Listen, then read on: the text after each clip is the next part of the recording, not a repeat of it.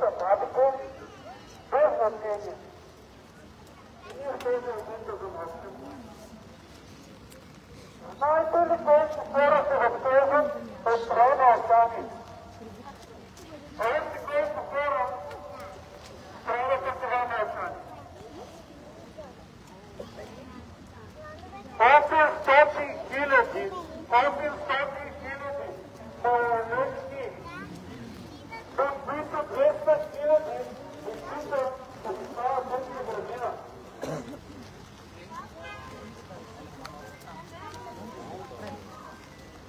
За нас това са тая деца, създадени с любов, отгледани с грижа. Мечтаем заедно с тях, страдаме заедно с тях. За нас това са мечти разделения, бъдеще. А за другите, нашите деца са плячка.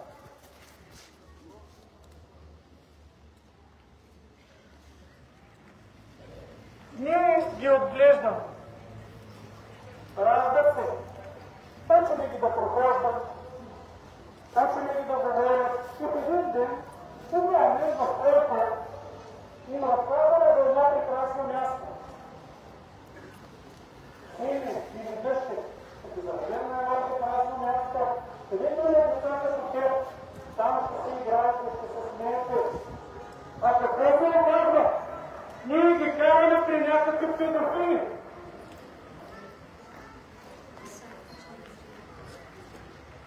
И в един момент разбираме, че обвиняваме психологична жертва.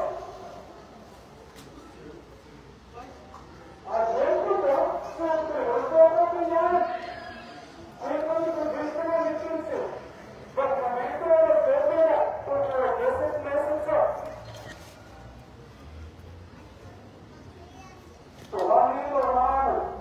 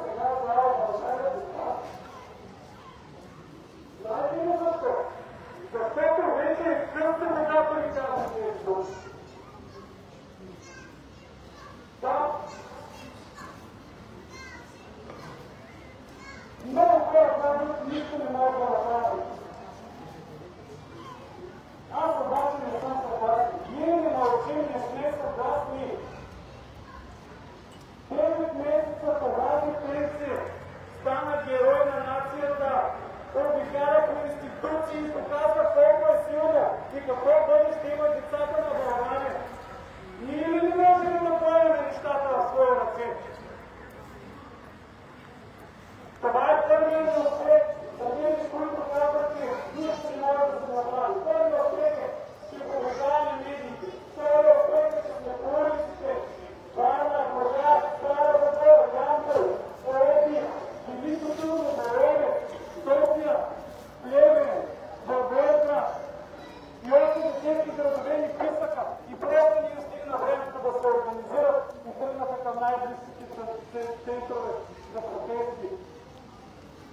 нищо не може да направим.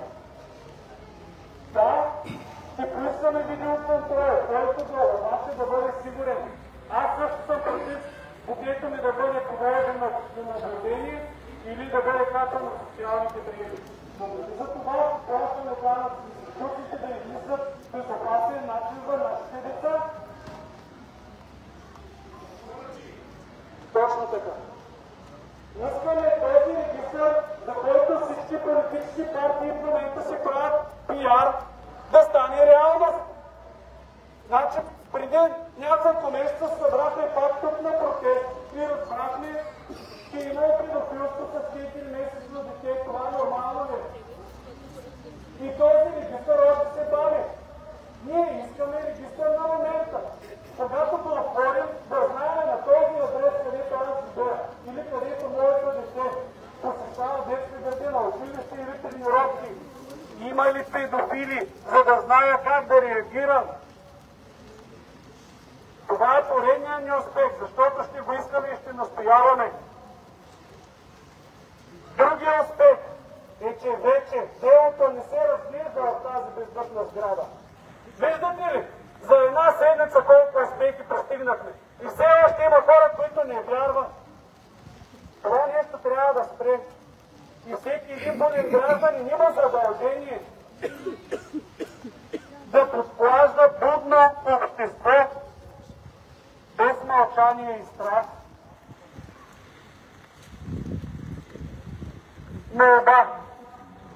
Молба е едно. Трябва да спасим община Поморие от този арогантен тип, който си позволи пред цяла България да държи брифинг и да обижда журналистиката, медиите, депутатите и разкри самоличността на едно невинно дете. Каквото и да постанови съда, това е дете. Ние трябва да подхождаме внимателно към тях. Затова ви моля, имаме хора, които събират подписи. Ако сте от Поморие и региона, нека да ги подкрепим. Другата седмица ще искаме оставката на кмета и оттам насетне на всички покрай него. Сами не можем. Оставка! Оставка за Иван Алексиев! Оставка! Оставка! Оставка!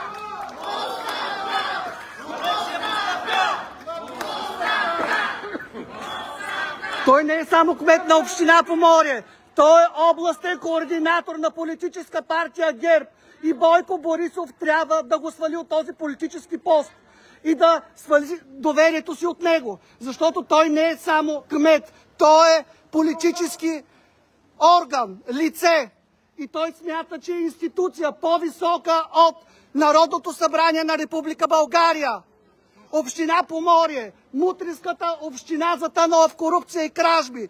Това ли е България? Това ли е бъдещето за децата? Това е примера, точно така. Това е примера, който трябва да бъде преборен. Имайте предвид, че тези институции със своите пипала и връзки в момента ще направят всичко възможно да потулят случая и това детенце да излезе психично болно. Затова този протест няма да бъде последния. Много е важно това детенце не излезне невинно от нашето законодателство. Защото ако това детенце излезе жертва, онези отгоре ще продължат да ни тъпкат. Вие видяхте ли на брифинга? Кмета колко пъти се изложи. Ами това всички ги е страх да го бутнат и да му кажат, не говори така. В момента по 4 инстанции може да бъде съден. И точно заради това... Оставка за Иван Алексиев! Оставка за Иван Алексиев! Още нещо важно. Опитват се по всякакъв начин да изкарат семейството, родителите, наркомани, с нискоморални, искат да ги изкарат, занимаващи се с детска порнография. Това е само единствено, защото когато истината излезе, този кмет трябва да бъде не само изхвърлен от Поморие, той няма място в България. Революция трябва! Революция! Какъв е интересът на кмета да защитава тази учителка? Точно така е. Прави сте. 2018 и 2019 година Герова е отстранена по несъвместимост. Има въпроси. Обаче тя има протекции, но няма по-силна протекция от обществения натиск. В момента им треперят гащите и всички са заминали на почивка и ги няма. Всичко трябва да започне от оставката на кмета на община Поморие Иван Алексиев, защото той е раковото образование, което убива Поморие.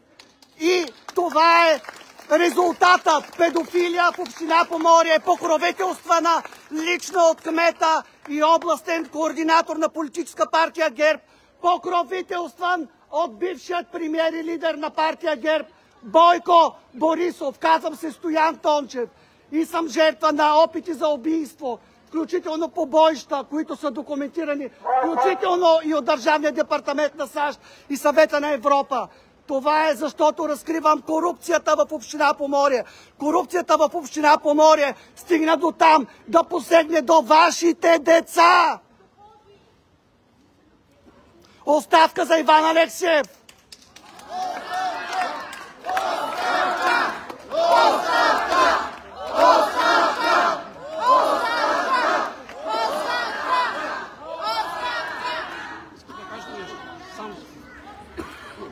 Преди да приключа и да дам думата на всеки един, който има нещо да каже по темата, без да се разливаме,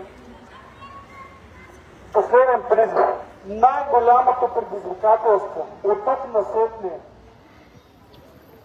да бъдем приятели с децата си. Имаме огромно задължение да бъдем най-добрите приятели на децата си. За да може, когато те имат притеснение, ние да бъдем тяхната опека и да го споделят, а не да се притесняват.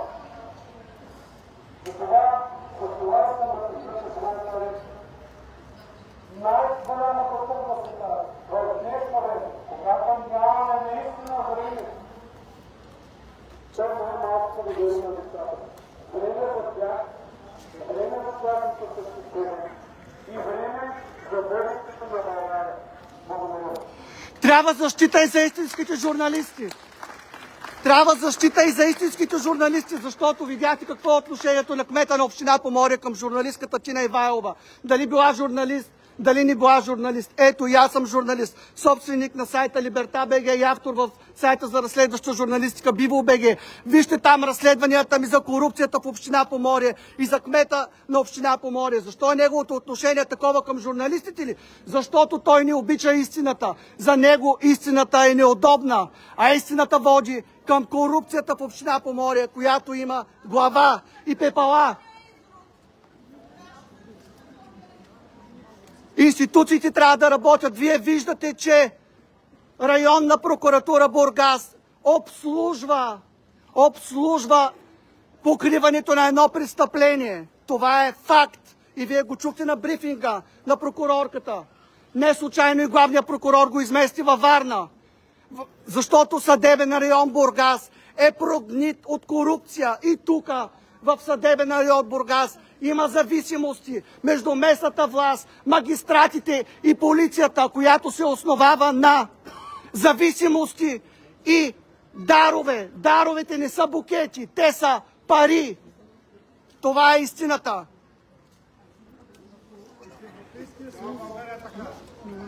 Трябва да започнем от някъде. Трябва да се направи петиция до Европейската комисия. Петиция до Европейската комисия и до Съвета на Европа. И да се поиска оставката на кмета официално. Кмета на Поморие трябва да му бъде поискана оставката от лидера на политическа партия ГЕРБ, защото Бойко Борисов носи политическа отговорност за него. Наказателната отговорност е лична, но има политическа отговорност. И тази отговорност е на Бойко Борисов, защото той не е само кмет на ГЕРБ четвърти мандат. Той е областен координатор на политическа партия ГЕРБ. Той е лицето на управляващата партия в момента Иван Алексиев за Бургаска област. Това трябва да го имат всички предвид. Нека да продължим. Хайде, радост. Да. Ако има Алексиев, ще има други госпожи Герови. Трябва да се махне Алексиев, за да може тези госпожи Герови да нямат протекция. След това всички към Поморие, пред сградата на община Поморие.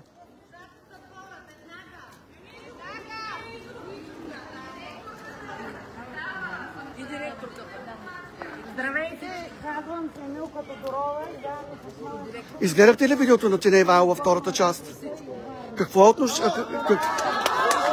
Какво е вашето мнение по въпроса и как ще коментирате отношението на кмета на община Поморие? Трагедия, срам, резул за тези хора. Те са няколко заради това, че укриват шуробаджанащите на тази Искам да държава. кажа, че аз работя в детска градина и съм детска учител и го работя с сърце. Какво ще стане, когато влезем в Европейския съюз, Ние сме в Европейския съюз. и ни наложат джендър доктрина? Това няма ли да стане ежедневие? Не, няма да я наложат.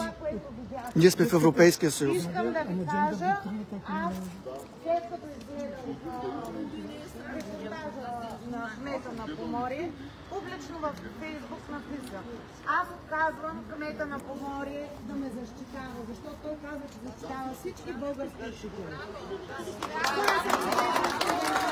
Но вие сте хората, които трябва също. И има прекрасни учители, повярвайте ми. Системата и страхът е това, което позволява такива, няма да използвам никаква дума, да стигат до такива работни места. Това е, което искам да ви кажа. Продължавайте и ние не мълчим! Ние не мълчим! Ние не мълчим! Ние не мълчим! Ние не мълчим! Благодаря ви, че сте тук в този дъжд. Благодаря ви, че сте довели децата си. Аз съм опозицията си на родител и на учител, който не е в системата. Не искам да съм в системата, защото тя мълчи. Чувам ли се? Системата доста пъти, доста често мълчи. Ние виждаме какво се случва. Аз съм от потърпевшите родители. Може да съм учител, но съм и родител. Моето дете на 3 години и половина беше тормозено физически и психически от човек, детска градина. Този човек продължава да се разхожда на свобода в моя квартал. Да не е осъден. Трудно ми е да го виждам. Затова съм дошла тук да ви кажа, че имаме нужда да не мълчим. Да има справедливост. Виждаме какво се случва и с този случай. И тук се мълчи.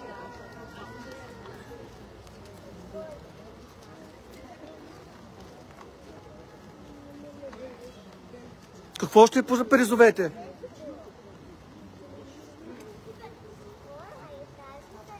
Призовавам да не мълчим. Призовавам За будна гражданска съвест.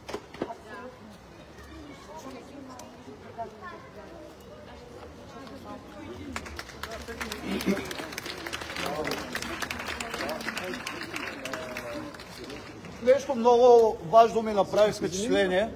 Не, аз креща. Първо аз да благодаря. Аз също съм довел детето си.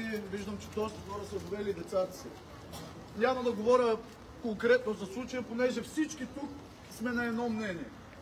Затвор за изрода, оставка на кмета.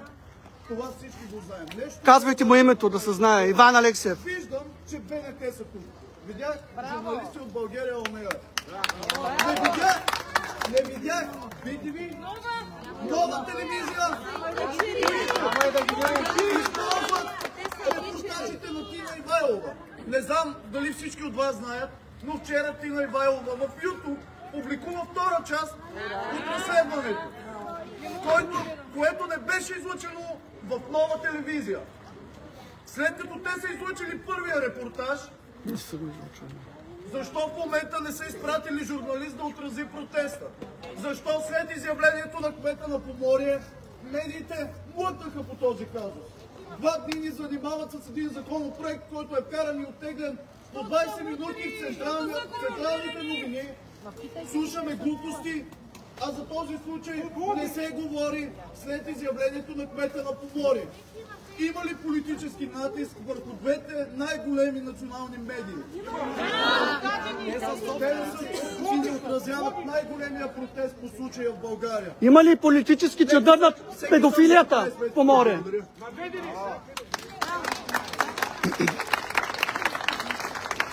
Освен че са наведени, те бяха тук на един от предходните протести.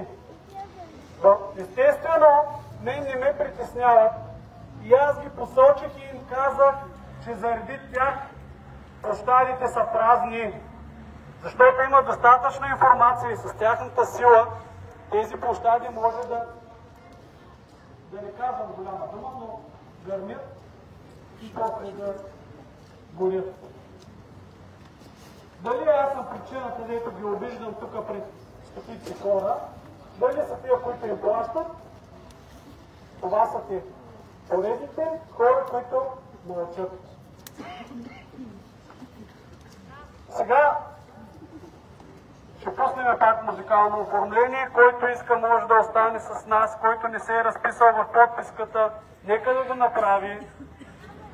И който все още има свободно време, ние се запътваме към Поморие, защото освен, че това е национална битка, това е битка, в която трябва да помогнем на поморийци първи да се освободят от тези, които не сме им дали власт. Те са се разбили.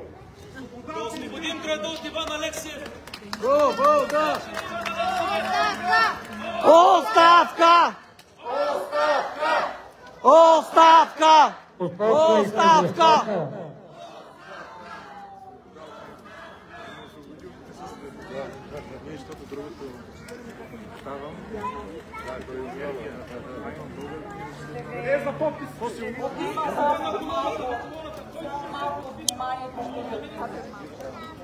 Здравейте! Протеста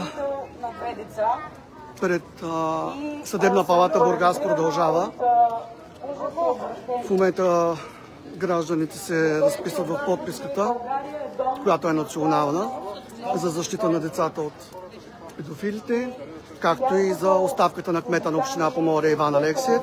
След това в 13 часа протестът продължава пред сградата на община Поморие. Това е от мен сега Стоян Тончев. Ще се включа отново към 13 часа.